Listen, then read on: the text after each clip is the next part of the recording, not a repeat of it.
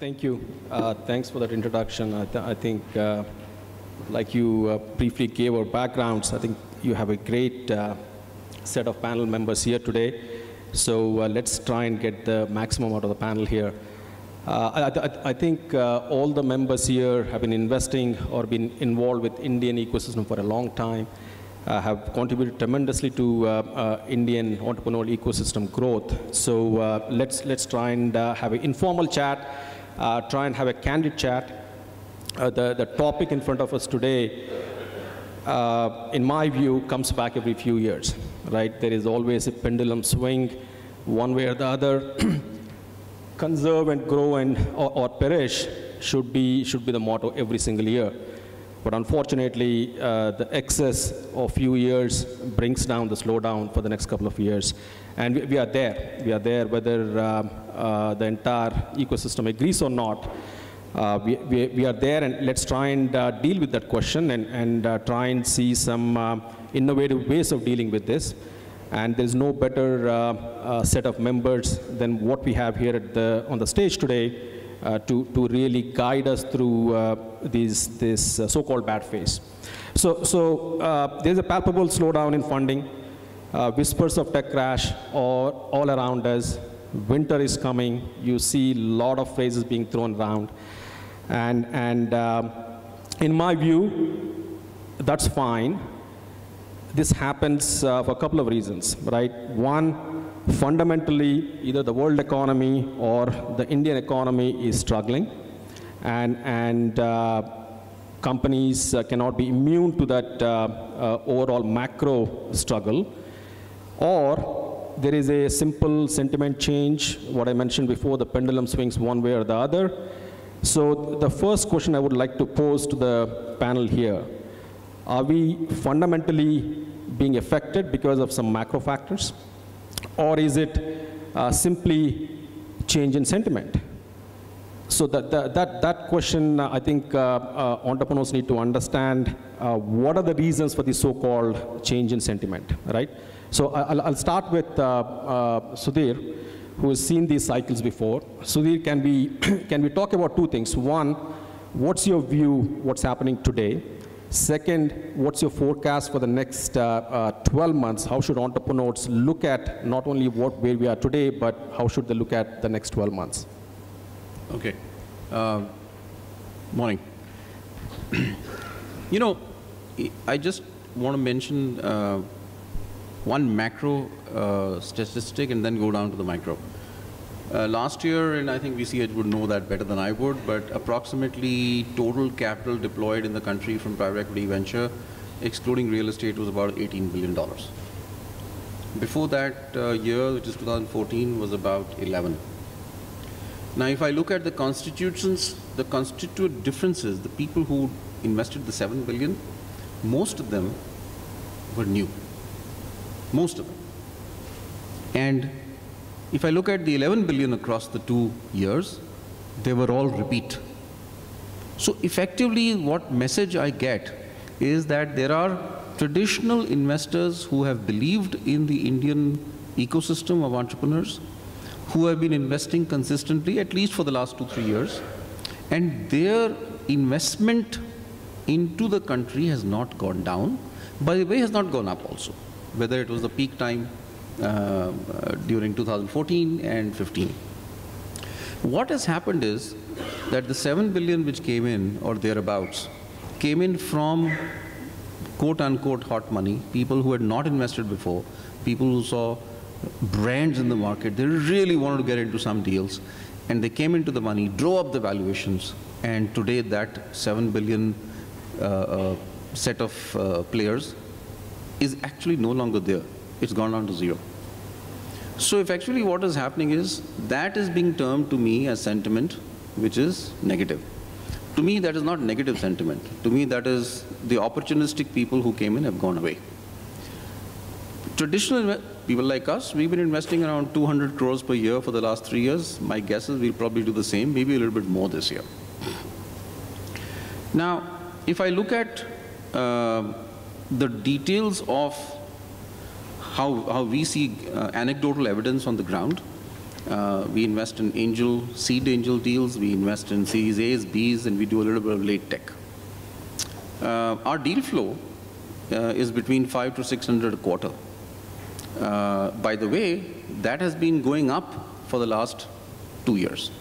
It even today goes up. So my groundswell has not gone. So the entrepreneurial activity, by the way, is not going down, right? If you look at the last, let's say, 18 months, at least in the venture and a little bit to the private equity side, most of us have raised new rounds of capital. So dry powder available is actually pretty good today. Most of us are sitting with capital on the side and saying, are we looking for new deals? Has valuation gone down because of those 7 billion players not coming in right now? The answer is a very big yes. So from a valuation point of view, it's a great time for people like us to invest.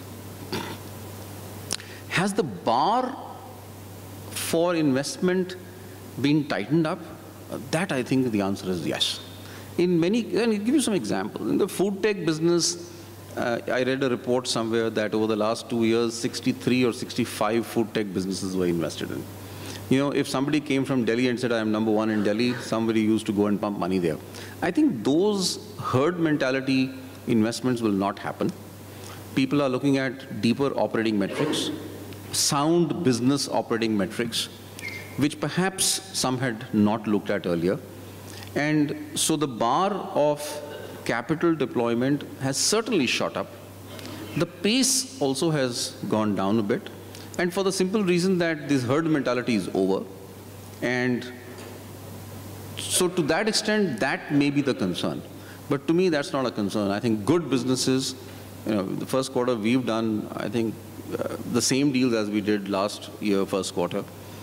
Good businesses with the right operating metrics will get funded. I do believe there is no doubt on that. And is that set of businesses available in the market space? The answer is yes. Great. Thank you, Sudhir. I'll ask Meena now. Maybe you can add a little bit of a twist to what Sudhir has explained. In his view, what the situation is today. You wear an investor's hat, you wear an incubator's hat, and you also are a very successful entrepreneur. What are you seeing at the angel very, very early stage? What entrepreneurs are saying to you? And also in your own company, dealing with investors, what do you see the situation today? Good morning.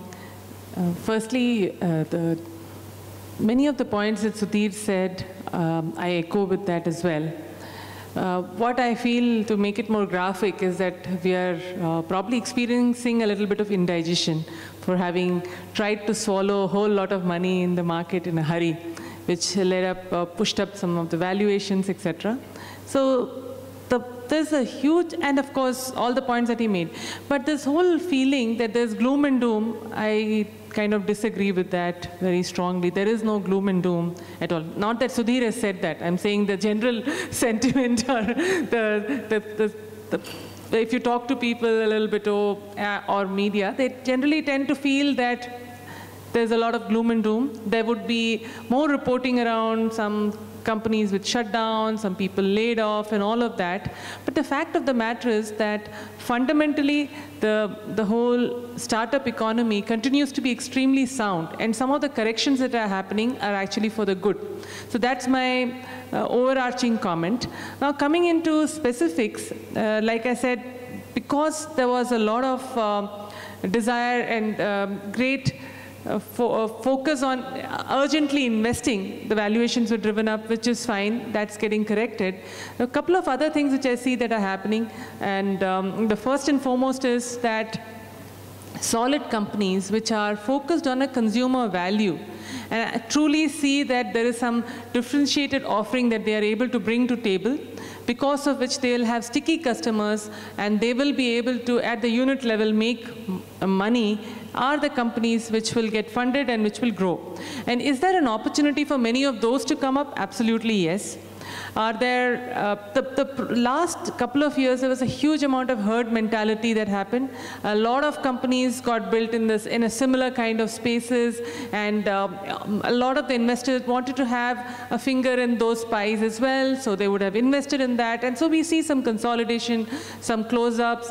All those are absolutely normal and should be part of a very strong startup economy. It doesn't in any way imply that there is something fundamentally wrong or there is gloom and doom or winter has come. What it means is that the economy, the startup economy is actually maturing.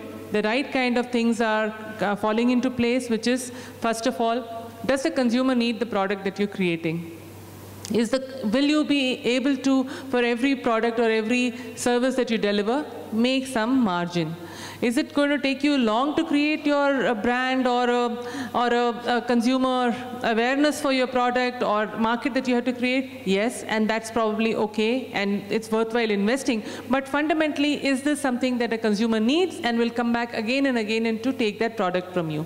If it's all about a convenience or ephemeral, nice to have products or services, then those kind of services and products are likely to go through some stress, and rightly so.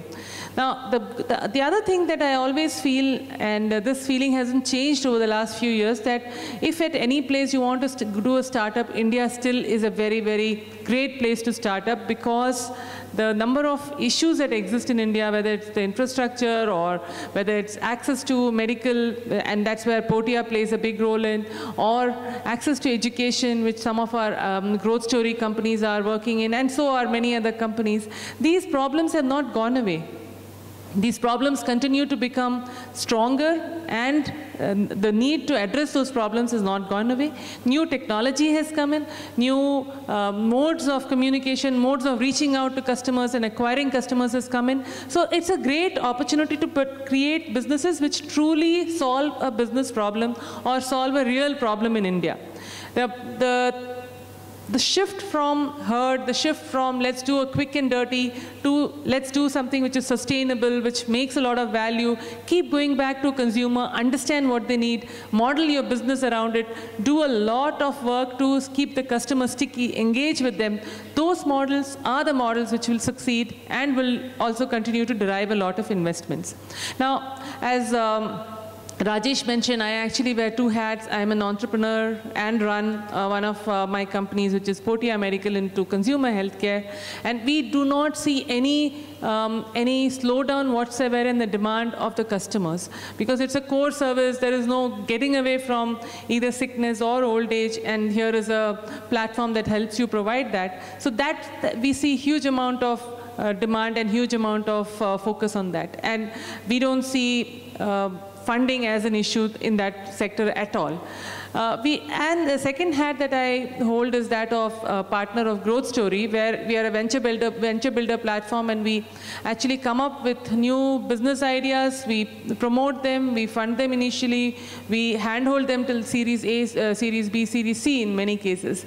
Those places, clearly our focus or our interest is also moving away from anything which is a me to something which is a core problem.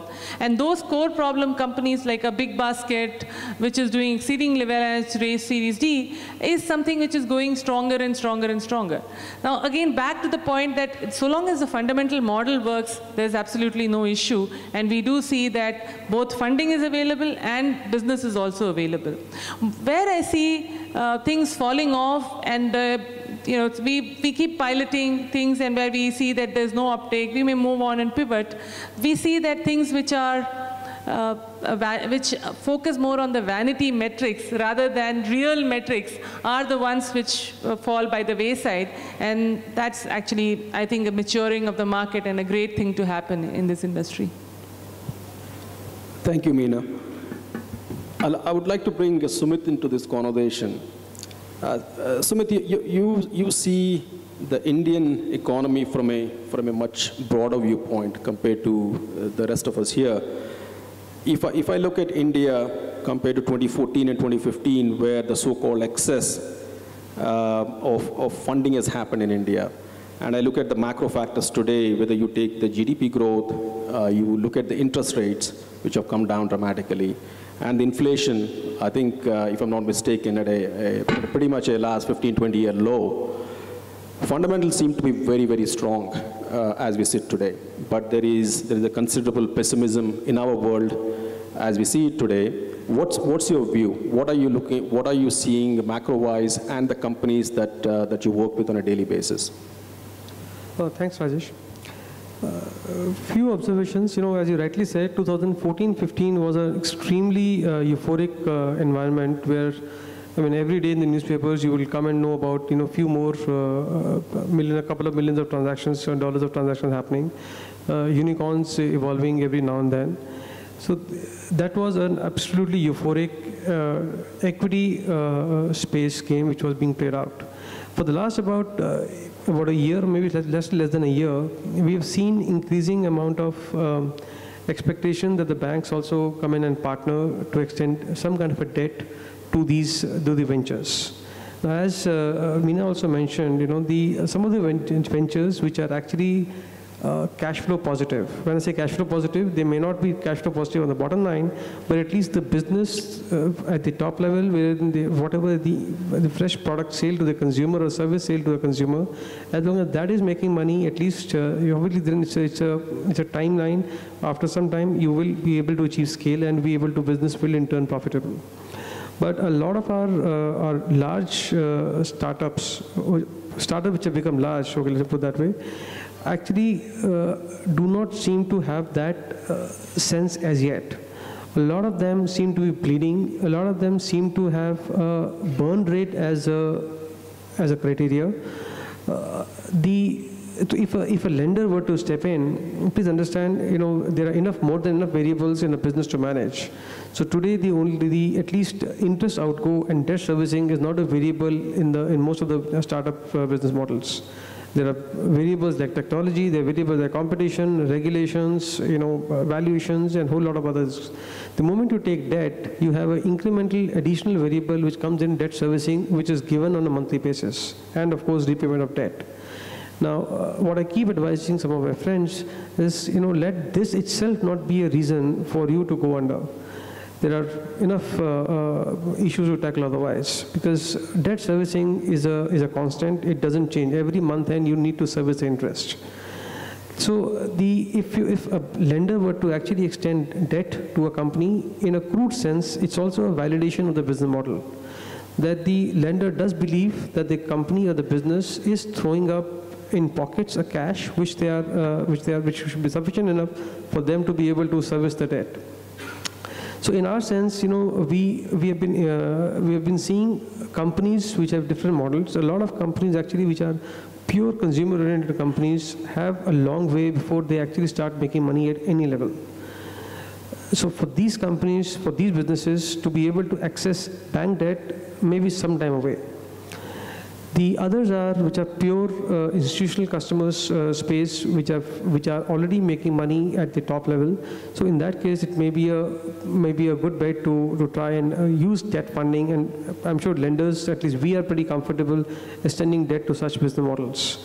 And there, of course, there are companies which are a mixed bag, wherein they are indeed wanting to be a consumer-facing businesses, but people want to. Some of them are smart enough to hedge themselves, have part of the business as B2B or institutional customers, where customer acquisition cost is not that glaringly high, and that business actually makes money, acts as a hedge for the pure consumer play, retail consumer play business, which indeed entails setting up distribution, logistics, brand building, awareness, collections, each of those variables. So that piece, these businesses, to our mind, also becomes bankable in pockets, and as lenders, they might be happy to support them in a little bit of a differentiated structures.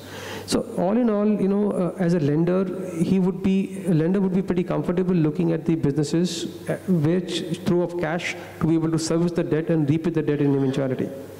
Wherein there are businesses which are evolving in that space, but a lot of the large businesses which today are in the market, a lot of them seem to be currently in the cash burn mode, which to my mind are not exactly debt-friendly space at the institutional level yet. So if I were to talk about the support system, the ecosystem, wherein let's say there are thousands and hundreds of thousands of sellers on some of these e-com platforms, so it's a great idea to try and support some of these, because they are first-time entrepreneurs. A lot of them, to fund them is a different cup of tea altogether. That's not really mean that we are extending debt to the startups themselves. So that's a mixed bag overall. Great, thank you, Sumit. I agree with all the panelists. If I have to summarize, we are facing a slowdown, especially in the tech new age business model ecosystem.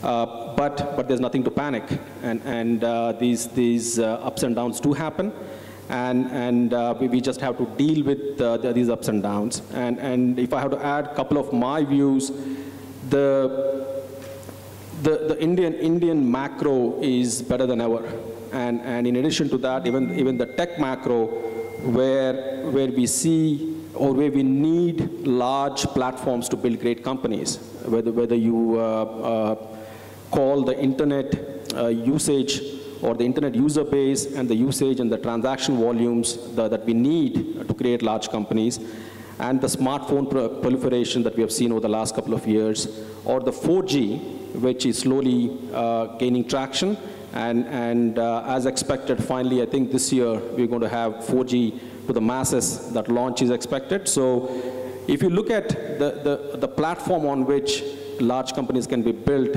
we are better than ever.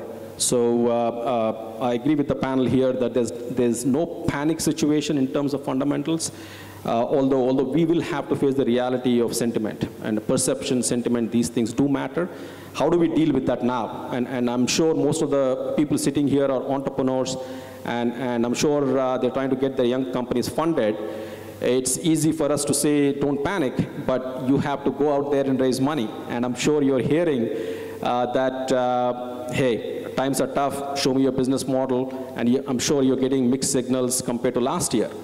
Last year, growth, and as I think Meena and Sudhir pointed out, there were multiple companies that got started in any given category, right? And how do you differentiate one from the other? Of course, you can look at entrepreneurial teams, and the entrepreneurial teams and the quality has dramatically improved over the last 10 years that I've been investing in India. So that's one factor, but you do still find great entrepreneurial teams trying to build companies in the same category.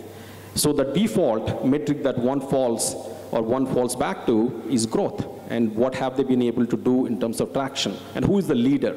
All of us investors love to support the leaders in emerging sectors where there are no other metrics to look at, right? So now I'm sure all of you are hearing, show me path to profitability. The first conversation is, what is the margin structure? Before, when gross margins were ignored, now forget the gross margins, now people are asking, how do you get to EBITDA positive, right? So Sudhir, let me ask you, with that backdrop, what are some of the things that you're seeing, either companies approaching you for funding, some of the innovative ways they are trying to balance growth and profitability, and your own portfolio companies, what are they doing in this cash-constrained environment? How are they balancing, how are they doing the balancing act? Okay, so 3 different questions, so 3 different answers. Quickly. First, if a seed company we are looking at, then it's very important, there's really nothing on the ground. There may be a product which is being used by 1 or 2 customers or a few thousand consumers. At that point of time, assuming the entrepreneur obviously is good, we look at how large is the market, what's the growth patterns of that market, is there a unique addressability which is not being done by any other company? So differentiation, product, uniqueness, market, growth patterns of the market, value proposition, and is there a real need for this in the market space? Or is it something completely new which we want to experiment with? I mean, that's also possible. I think yesterday's norms was, in some cases, investors used to say, some of these could be in or situation. The toughness is coming in because now we are seeing it's and situation. Okay? So effectively, a seed company, to the best of our capability, we do tend to go into, is there somebody in the market space which is unique? Long time ago, 7, 8 years ago, we funded Myntra, and when we saw Myntra, it was in the gifting space, not in the fashion space at that time. And again, Kaalari and we did it together. Myntra, within 2 weeks in the gifting space, we interviewed 7 similar businesses. All of them were, I remember Myntra in October 2008 was 12 lakhs in that month. And all businesses in the gifting personalization space was in the range of 10 to 12 lakhs a month. So the decision to invest was only on the quality of the entrepreneur. Believe me, it was only on the quality of the entrepreneur. There was very little unit economics at the base of it. It was a seed company. So we took a bet that amongst the 7, this is the best entrepreneur, okay? By the way, that bet could have gone wrong. Fortunately, it went right overall. And I think that rule applies to most of our companies when we invest in at the seed level. The moment it goes to Series A, I think Series A money is still available because seed level funding has become larger than what it used to be. So it is possible for a seed company from a scale level to go to Series A and get funded.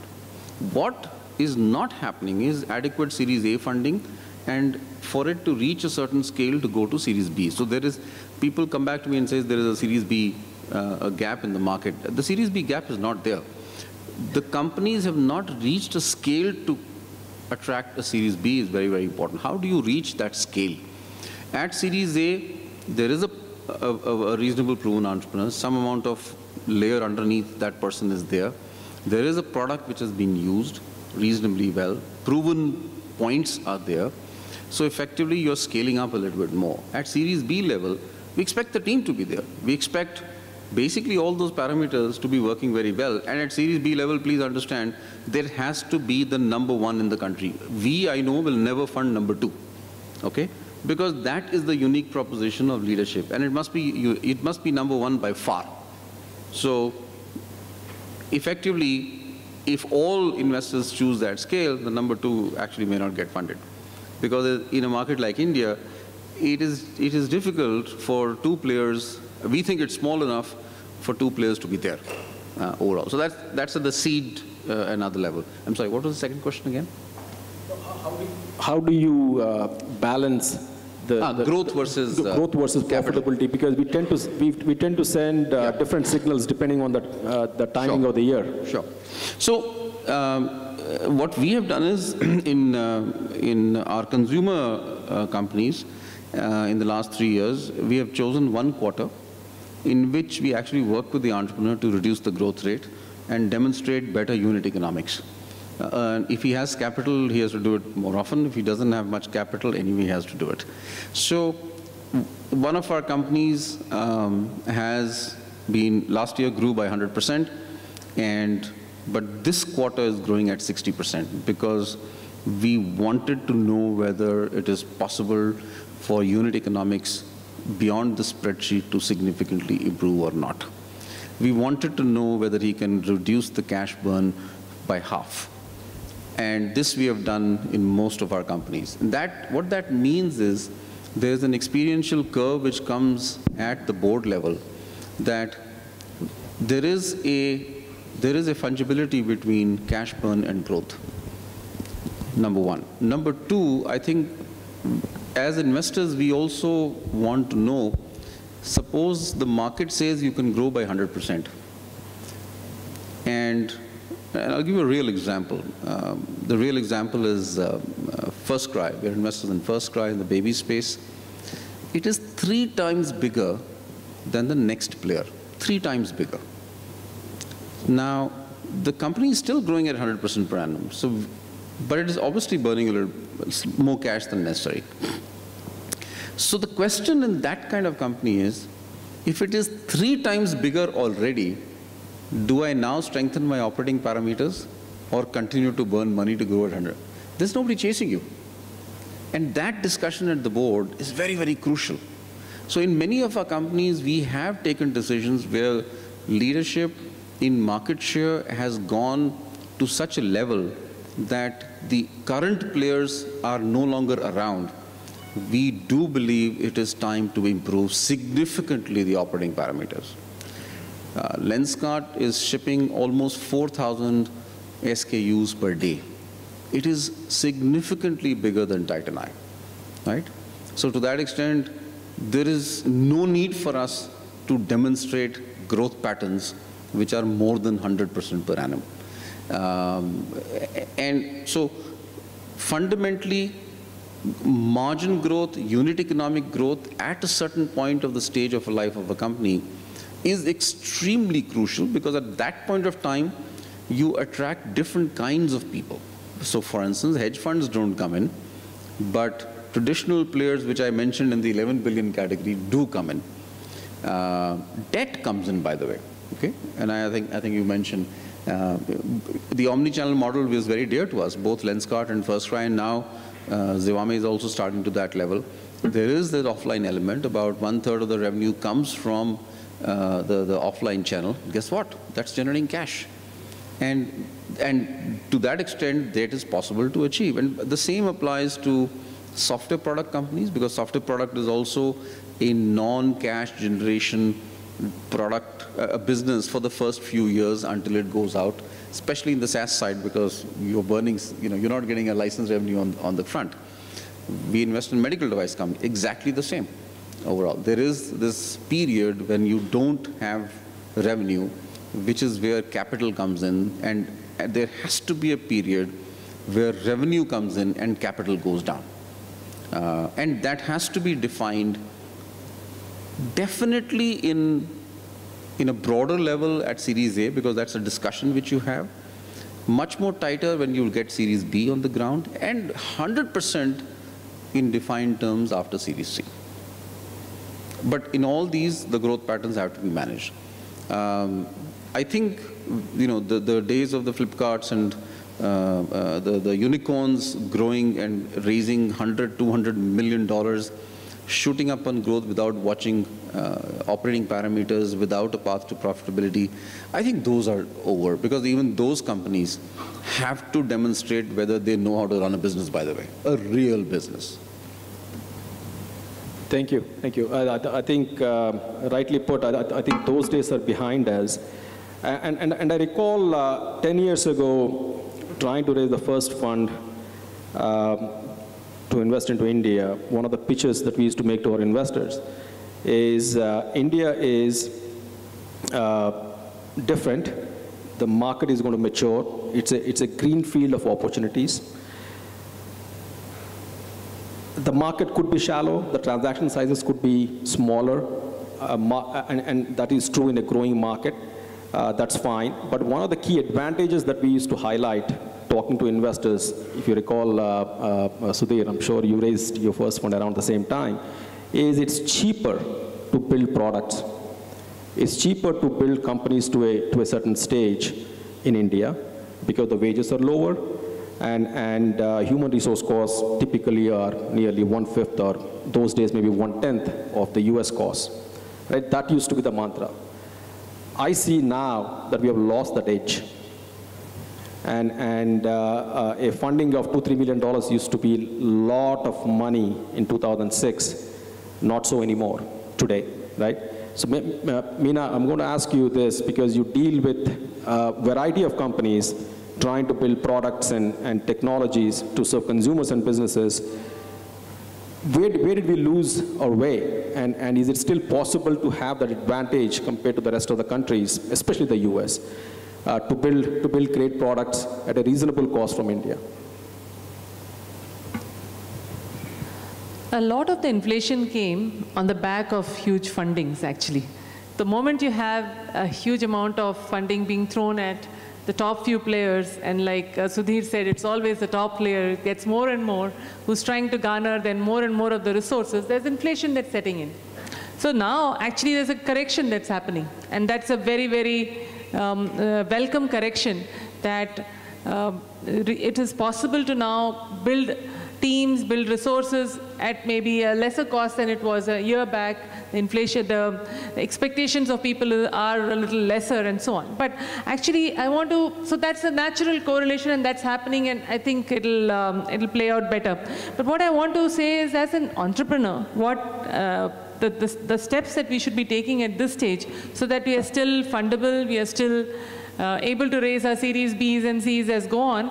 There are 2-3 things in my mind. Firstly, is your product unit profitable? Back to the same point. If it is unit profitable, then can you start to build a path to profitability in your business? Now, my concern is that many of the businesses would not know if they have reached that place of nirvana yet or not. Then what do? You have some money in the bank.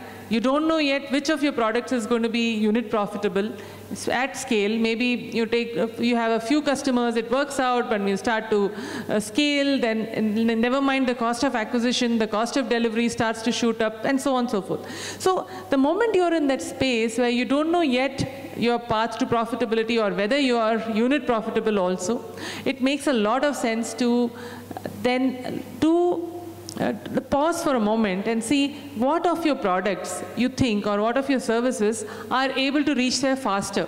Can you put more might and weight behind that and pare down the amount of investment or effort that you're putting on some of the others which don't clearly show a path to profitability.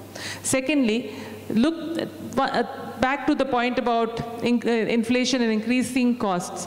A lot of companies have gone ahead and built for growth. Built for growth, not just in the terms of the depth of management and the amount of capacity they have built, the amount of technology that they are deploying on, all of that they have built for growth. If you ask people then to start paring down, it becomes very difficult. So actually do a grounds up. Go back and see, this is the size of business that I am running, and for the conceivable future, maybe for the next 12 months, 15 months, this is the kind of growth that I'm going to achieve. What should be my team that requires to support that? So you go back to the drawing board and literally do zero-based budgeting and see what should be your team size, what kind of structures do you need, and try and rationalize yourself to that. Now, obviously, that means that there will be some rationalization, and we're seeing that in the industry, and all of them are doing the right things. Because it's better for the company to be alive and kicking for the next 24 months than to continue to spend the way they were and close down earlier, point number one. Let's look at from the individual's perspective, who probably are no longer part of the team, and they're going to feel disappointed that they wanted to be a part of a startup, but that's not going anywhere. For them also, my advice to them is always that it's better that you know now than after spending another year and a half that the company is not going anywhere, your ESOPs are not worth anything, the company is not able to sustain your salaries. You don't want to be in a situation. So it's good for everybody to smell a little bit of reality and build a business which is right size to the size of business that it is likely to go to. Now, once you've done that, then the most important thing is then go back to the customer and ask them, what is it that you want? What is the gold that is existing in my business? How am I going to extract that gold? There's a lot of mining that I have done over the last couple of years. How am I going to extract the right piece of gold and then build on top of that? So that is what I would suggest to entrepreneurs who are probably Series A funded or maybe even Series B funded. For them to go to the next level, I think this is something which is absolutely critical, and that's really what we need to do. And then when you start to look at what is the right team sizes, you will find that it is possible to do the same thing that you were trying to do with not just with fewer people, but with people who are cheaper also. It's not necessary to have the most experience or the brightest person there, but you can work with maybe not a top-ranking IIT graduate, but you can work with maybe a next-level institute person or somebody who's done an engineering from a Tier 3 institute, but is so full of energy and so much of entrepreneurial zeal is there that they are able to actually do a lot more than what you would have expected. So some of these things, the rationalization and more sensible thinking and pragmatism on the ground is what my advice to entrepreneurs would be. So sorry, didn't answer your question exactly, but a slightly different take. Actually, that does help. Meena, thank you. I think in summary, in the interest of time, I agree that we are going through a tough time right now. We will go through a little bit of a tough time, and that may not be the case for all companies. I think good business models, good entrepreneurs, and companies which have good metrics will get funded. There is enough money in the ecosystem.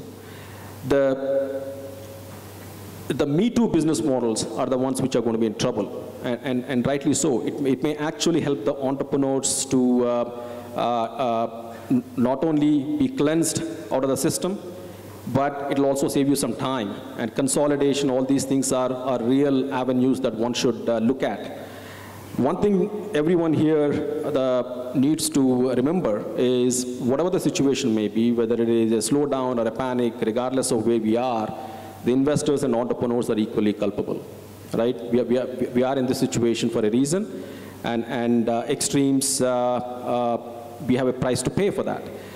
But having said that, investors, we lose money, but entrepreneurs, you lose a great deal of time and many years of your prime youth you're investing into a company.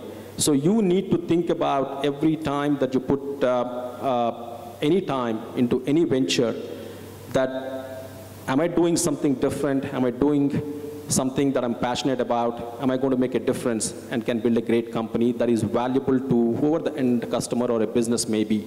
So what I'm hearing from all the panelists is just think about the difference you're going to be making with your company, and there's enough money for great business plans and great entrepreneurs in the ecosystem. So one thing, so I'll ask maybe all of you just a couple of sentences in giving your last piece of advice to close the session, and then maybe we'll take 1 or 2 questions. Yeah, quick, I think I want to just also mention how we as investors, at least I'm assuming all the investors, how we look at not companies or business plans coming from outside, but how we sort of interact with our existing portfolio. It's exactly the same, by the way, right? Effectively, we are all used to, and the percentages may vary, if our fund size is X, anywhere between 20 to 40% of our capital being written off.